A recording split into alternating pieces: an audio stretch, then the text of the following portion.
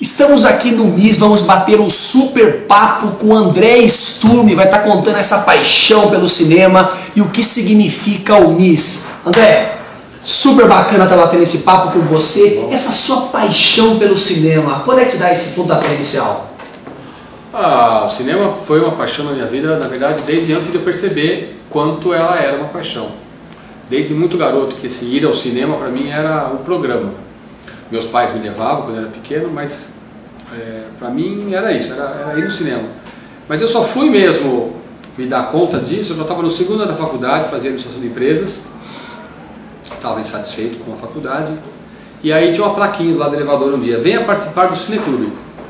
E aí fui participar da reunião, tinha um Cineclube que funcionava lá na faculdade, na GV, e comecei a participar e descobri esse mundo da distribuição de filmes, de programar um cinema, de organizar um ciclo, um festival, uma mostra e mobilizar o público em torno desse interesse. Embora o Cineclube fosse na faculdade, 90%, 99% do público era de pessoas da cidade, gente que gostava de cinema. Isso nos anos 80. E a partir daí, então, minha vida passou para o cinema. E eu pude trabalhar com distribuição, trabalhar com exibição, trabalhar com produção, fiz filmes, lancei filmes, fiz cinemas e pude então ter uma vida realmente ligada ao cinema.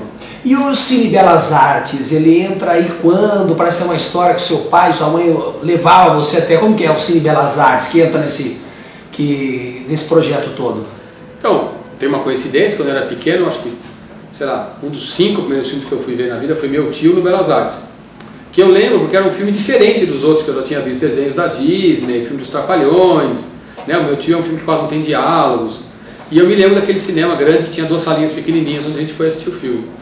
Depois o Belas Artes entra de novo nos anos 80, justamente nesse momento que eu estava na faculdade, que eu estava começando a gostar de um cinema diferente. O Belas Artes era o templo do cinema em São Paulo, né? Era o Gaumont Belas Artes.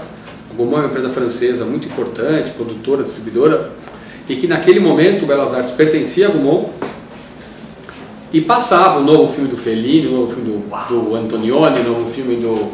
Enfim, dos maiores cineastas europeus, era incrível ir no Belas Artes. E foi quando eu comecei no Cineclube. Aí o Belas Artes sempre foi uma espécie de sonho, né, de alguma maneira estar envolvido com o Belas Artes, até que no final de 2002 o cinema estava muito decadente. Na verdade, a partir do final dos anos 90, a Gaumont já tinha saído, o proprietário que cuidava do cinema não tinha o mesmo olhar de um cinema de filmes diferentes. Em 2002 o cinema estava acabado e ia fechar. Eu procurei o dono do cinema, não do imóvel, do cinema, e propus para ele assumir o cinema, comprar dele o cinema, e assinei lá um monte de promissório e assumi o cinema. E a partir dali eu recuperei o Belas Artes e acho que ele realmente não só recuperou, como talvez até tenha marcado, como marcou, né, acho que a vida de muita gente, nesse período que vai de 2003 a 2011.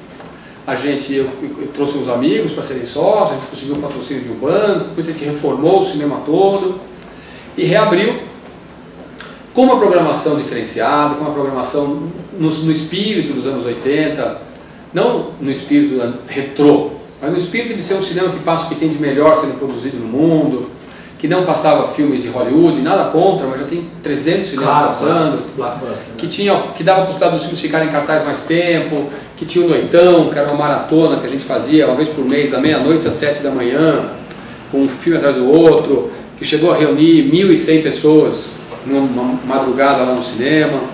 O Cineclube, filmes que ficaram em cartaz 1 ano no Belas Artes, coisa que não acontece em lugar nenhum. A gente dava chance para os filmes ficarem, viravam cult movies, com gente de todas as sessões.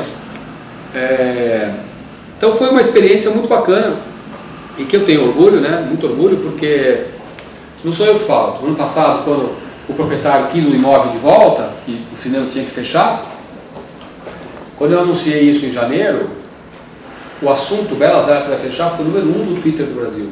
Maravilha. Né? Durante janeiro, fevereiro, março, foi um assunto que estava em todos os lugares, todos os veículos da imprensa, era o assunto aqui em São Paulo e no Brasil. Eu cheguei a dar uma entrevista para o Jornal Nacional sobre o Belas Artes, né? Não é para o Jornal Nacional, mas o Jornal Nacional tem uma projeção, é o jornal da televisão que mora audiência no Brasil. Claro, claro. Né?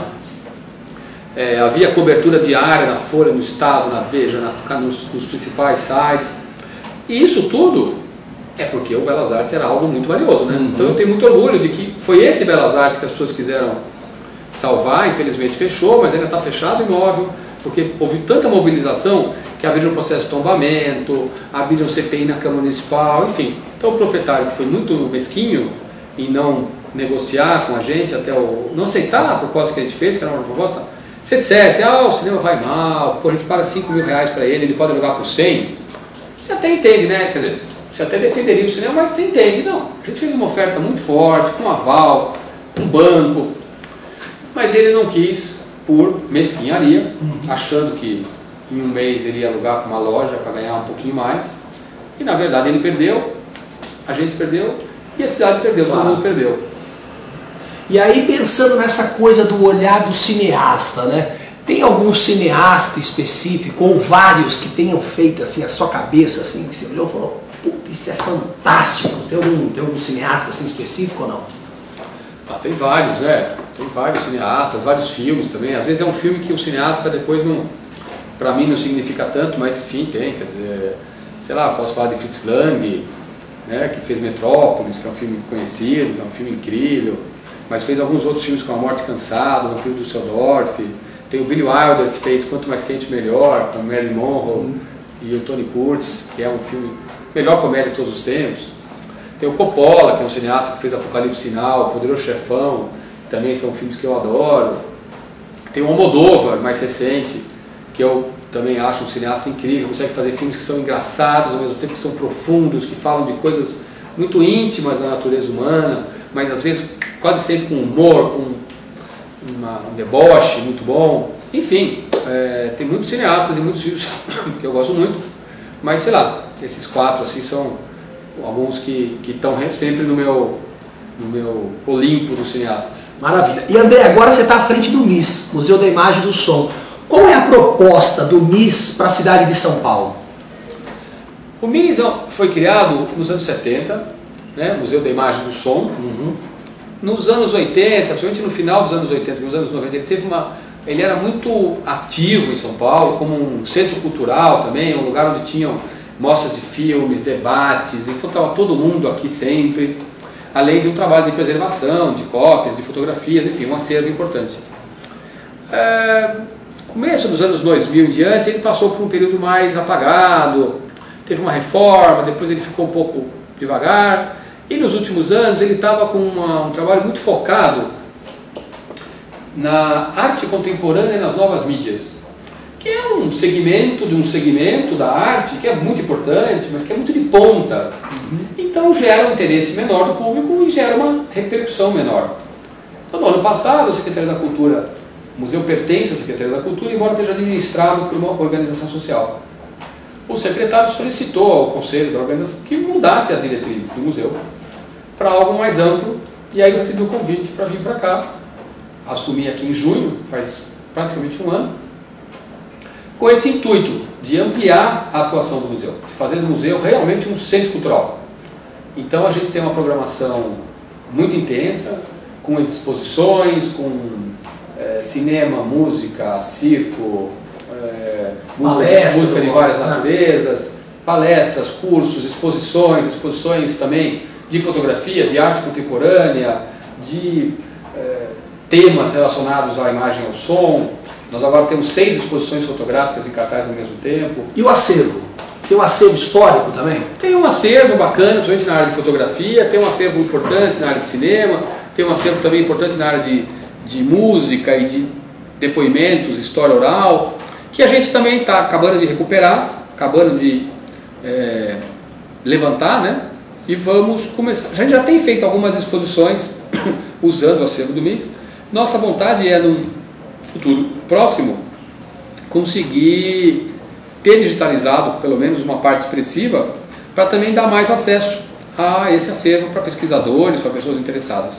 Então, André, eu queria um olhar seu bem interessante, que é essa coisa... Eu fui na Mostra de Cinema Nordestino, foi no SESI, em Itapetininga, no interior. Minha mãe mora lá, eu fui lá, e estava o Gregório Bacic, diretor do programa Provocações, E ele disse o seguinte, a garotada estava falando assim, que o problema não era produzir cinema, mas era a distribuição, que fica na mão dos blockbusters, aquela coisa toda, então eles não conseguiam chegar no mercado, e tinha uma jogo, o Gregório falou que uma coisa complicada, eu queria até ser isso, porque assim, se os cineastas pleitearem mais salas de cinema, os caras dos Estados Unidos vão boicotar no MC, a carne, a soja brasileira. Isso é fato, é mito? Como é que você vê isso? É complicado, né, você ter essa distribuição e chegar até o cinema, a produção nacional?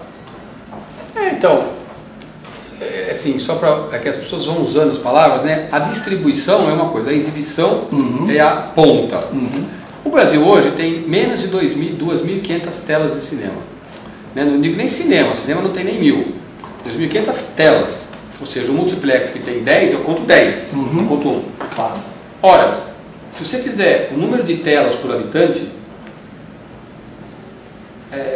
dá quase 90. 90 mil habitantes por tela. No México é 50 mil, na Argentina é 55, ou seja, nós temos muito poucos cinemas. Além disso, eles estão concentrados. Você tem cinema no Brasil em 450 cidades. O Brasil tem 5.500 municípios. Então você tem um enorme contingente de pessoas que são sem tela, né? Ou seja, nem que o cara queira ele consegue ir no cinema. Depois, justamente por serem concentrados, justamente em regiões de poder aquisitivo em geral mais elevado, é um tipo de filme que vai passar naquele cinema. Então você tem uma dificuldade, antes de mais nada, de como está estruturado o mercado de exibição. Depois você tem a distribuição, que é para você chegar no cinema você tem que ter um distribuidor. E o negócio de distribuição é um dos três negócios mais oligopolizados do mundo. Oligopólio é pouquíssimas empresas dominando um mercado muito grande. Se você for hoje em Paris é a capital da França, teoricamente o país mais progressista, com a cultura mais... E você for na principal avenida de Paris, que tem os principais cinemas, vai estar passando os mesmos filmes que aqui em São Paulo. Claro, vai ter meia dúzia de filmes franceses, como que tem meia dúzia de filme brasileiro. Agora, os grandes filmes são os mesmos de Hollywood. Eles dominam o mercado através de um processo histórico que aqui seria muito complicado de explicar, mas eles têm um domínio do mercado muito grande. Então, realmente, para você conseguir acessar o mercado de salas, é muito complexo, porque o público é um público que tem um olhar muito parecido, que não está interessado muito em cinema brasileiro, que não seja aquele cinema brasileiro blockbuster, que hoje já é feito, e as distribuidoras também não têm interesse, porque elas querem atender esse tipo de público. Então é difícil, é realmente difícil. E como, por exemplo, ocupar, tudo bem, aí eu disse para ele, já que não podemos fazer isso dentro das salas, por que de repente não pegar as praças e fazer uma exibição nas praças? Levar uma tela, pegar esses artistas independentes que estão pleiteando os espaços, fazer uma política pública e colocar essa turma para assistir nas praças, até para ocupar o espaço público que anda tão deteriorado. Então, e aí, no meio disso, eu queria perguntar para você, e as mídias sociais? A gente falou do Twitter no começo, o Facebook, o Orkut já está morto, né? Como é que você percebe isso para esse pessoal que faz curta-metragem, faz longa-metragem? Como é que ele pode colocar essa, através das mídias sociais, como é que é o teu olhar para isso? Para o cinema, para o teatro, para a poesia, enfim, para as artes em geral? Eu não falaria só nas mídias sociais, eu falaria na internet mesmo. Você hoje nos Estados Unidos tem alguns filmes que estão estreando direto no que se chama Premium VOD, que é o Video On Demand, ou seja, o vídeo sob pedida, que é um site muito grande, onde você entra e tem lá filmes em pré-estreia, você clica, você paga lá R$ 2,99, R$ 3,99 e você assiste o filme no seu computador, se você tiver a ligação para o seu aparelho de televisão, você assiste na sua televisão, um filme pagando um valor bem razoável, e você tem acesso ao filme. Eu acho que hoje, fazer um filme pensando que eu vou lançar ele no cinema, é para muito pouca gente. O mercado de salas é mais ou menos, muito mal comparando, como o Fashion Week. Entendeu? Ou seja, no Fashion Week, os caras desfilam umas roupas que não vai vender na loja. Claro. São roupas que são a ponta, para onde vai. Né? São aquelas roupas mais caras. O filme que passa no cinema hoje são os filmes que conseguem arrastar muita gente.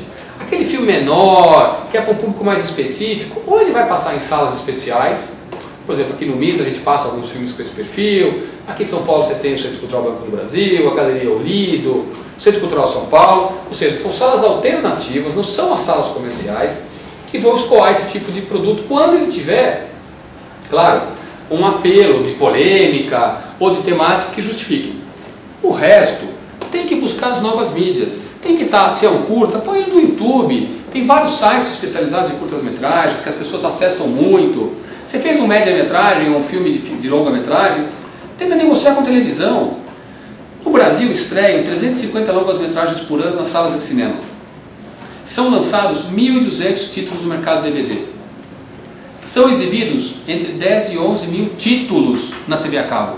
Então, aonde tem mais espaço para o seu filme? Disputar com 300, com 1.200 ou com 11 mil?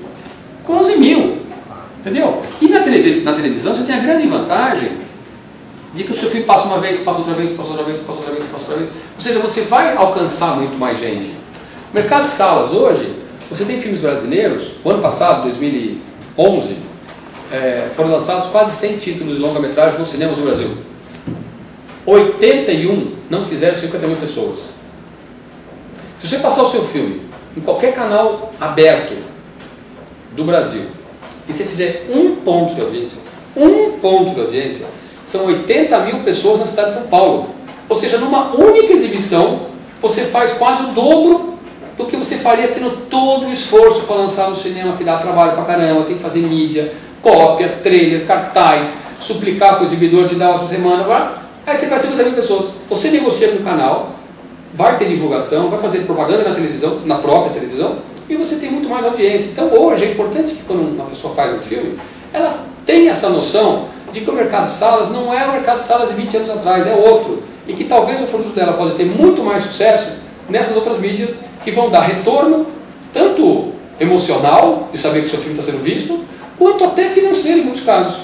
Eu vi um debate na TV Senado que eu achei muito interessante, que era um debate entre as TVs a cabo e a cota, se assim eu posso dizer, a cota do cinema nacional, do filme nacional passando na TV a cabo. E o pessoal estava quebrando o pau. Como é que você percebe isso? Você acha que precisa ter essa cota do cinema nacional para passar dentro da TV a cabo ou não? A TV a cabo é comercial, é business, não entra, e acabou, e o público que decide. Como é que você percebe isso?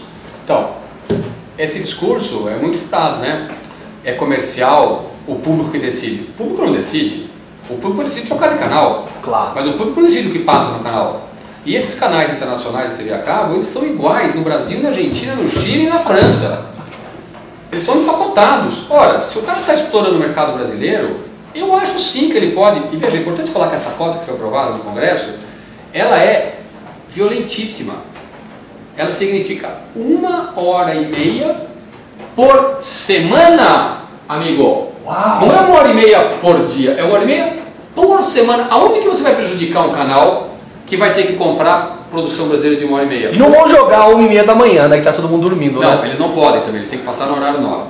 Mas o que eu acho importante é o seguinte, isso vai fazer com que os melhores produtos brasileiros sejam bem remunerados, porque os canais vão querer comprar o que tem de bom. E tem uma produção brasileira muito boa, de novo, tem uma produção que realmente é para poucas pessoas, mas tem uma produção boa. E você pode usar nos canais a cabo, não só longa-metragem, você pode usar curta-metragem, você pode usar documentário, você pode usar séries, você pode usar um monte de formatos. Porque essa 1h30, ela pode ser cumprida meia hora por dia, não precisa ser 1h30 de uma vez só. Então o cara pode terça-feira passar meia hora, quarta-feira passar meia hora, quinta-feira passar meia hora. Então ele passa 3 episódios de meia hora de uma série, ou ele passa curtas-metragens, enfim. Tem várias possibilidades de cumprir. Acho que isso é um passo histórico na defesa do conteúdo nacional. A gente não pode ser completamente colonizado pelo produto americano. Claro. E eu te pergunto o seguinte, como fazer esse biscoito fino chegar nas periferias? Essa coisa da laje, dessa exposição do cinema, como a gente poderia chegar isso, por exemplo, no Jardim Ângela? Não teria um espaço dentro do Jardim Ângela que poderia colocar essa coisa de exibição de cinemas, que não fosse só a estética da miséria, mas mostrasse outras coisas legais também? Você acha que tem algum projeto para isso? Tem alguém pensando nisso? Ou isso já está sendo executado? Como é que está? A gente criou aqui no MIS um programa chamado Pontos MIS, que é, enfim, eu sempre na secretaria, quando eu estive lá, trabalhei muito focado em trabalhar com o interior. São Paulo tem 645 municípios, 100 e pouquinhos tem sala de cinema, portanto 500 e muitos não tem. E muitas cidades, quase todas, tem um auditório na biblioteca, um auditório no centro cultural que está lá. Então a gente criou esse programa que é uma programação de cinema mensal, que a gente faz uma parceria com a cidade fica responsável por equipar o espaço com projetor de DVD, uma coisa simples. A gente dá uma capacitação, como usar, como fazer, como programar, e a gente manda, então, um programa por mês, com material gráfico, folder, cartaz para divulgação, banner, e uma oficina a cada 2 meses. Então, com isso, a gente está reativando, como se fossem pequenos cinemas em cidades do estado que não tem cinema.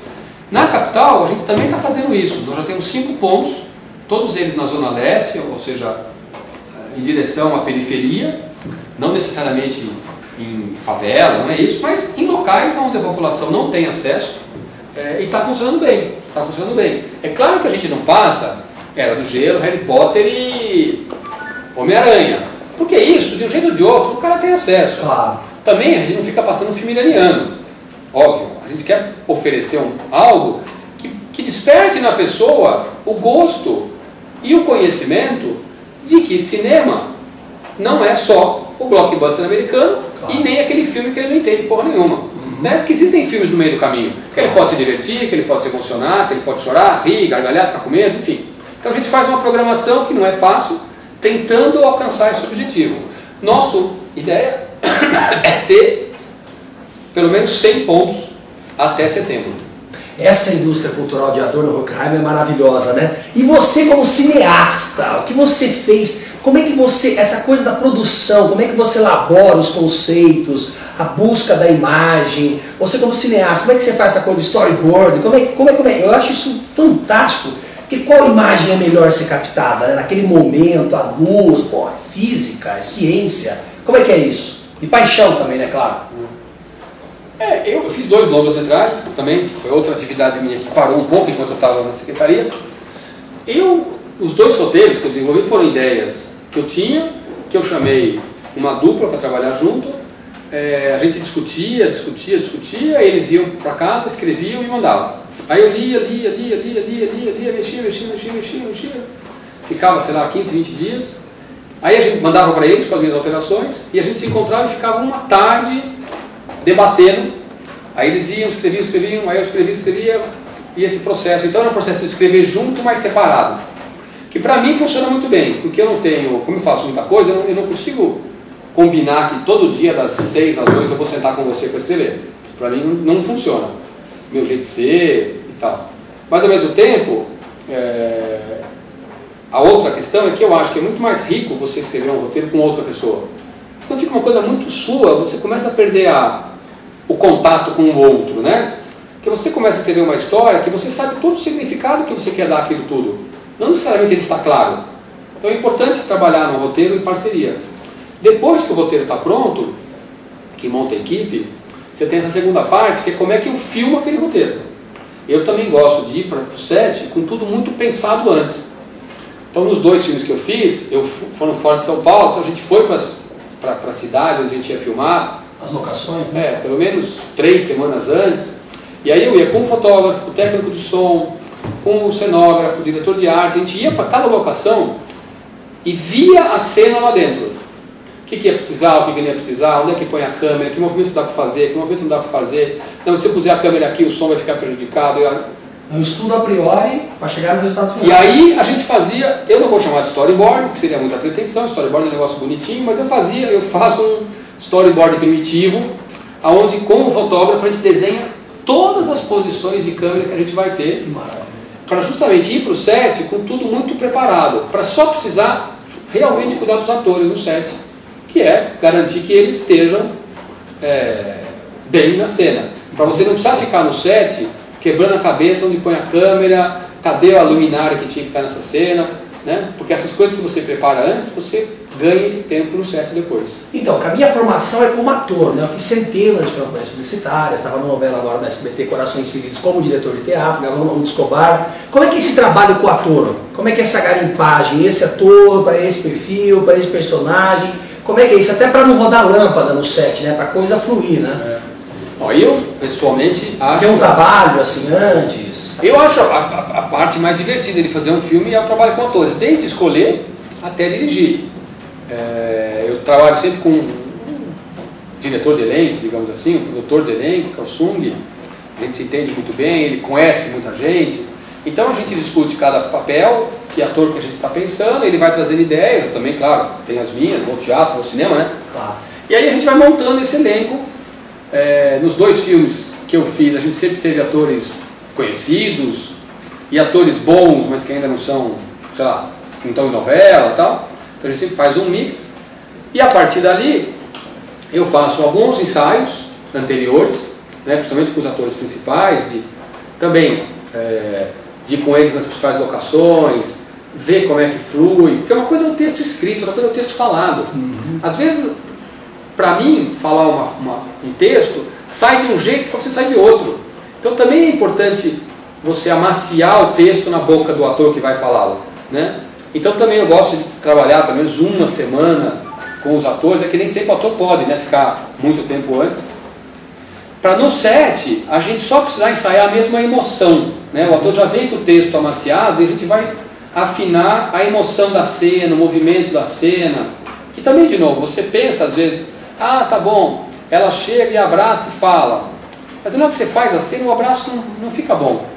E aí, em vez de abraço, vira um beijo, ou em vez de um beijo, vira um abraço, né? Então, no set, enquanto está afinando a luz, está acabando de ajustar, eu sempre fico com os atores fazendo e refazendo as cenas para deixar ela mais macia, mais redonda E possível. você já chegou assim numa cena assim, pré-trabalhada, pensada, e naquele momento se transformou numa outra coisa dentro do mesmo contexto ou não? Você falou assim, ó, vai ser assim, mas aí virou uma outra coisa, falou, puta, aqui ficaria bem mais legal isso. Claro, acontece. Acontece isso, justamente, que você planeja, você pensa, mas na hora que chega ali, você vê que a química é outra, né?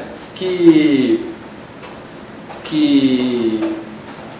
a emoção que os atores estão te entregando permite uma outra coisa, né? Eu até falei do abraço porque eu lembrei de uma cena mesmo, que assim, o ator entrava, o cara vinha falar uma coisa para essa pessoa parava aqui, ele parava aqui, ele falava, ela dizia, ó, ficava super triste, era uma coisa muito triste. Não estava rolando, entendeu? E foi justamente, na hora que ele entra, ela acha que ele vai dar uma notícia, né? Depois ele dá uma notícia muito pior. Então, ela já ficava triste por ele por causa da notícia que ele podia vir a dar. Então, tinha que ter um abraço.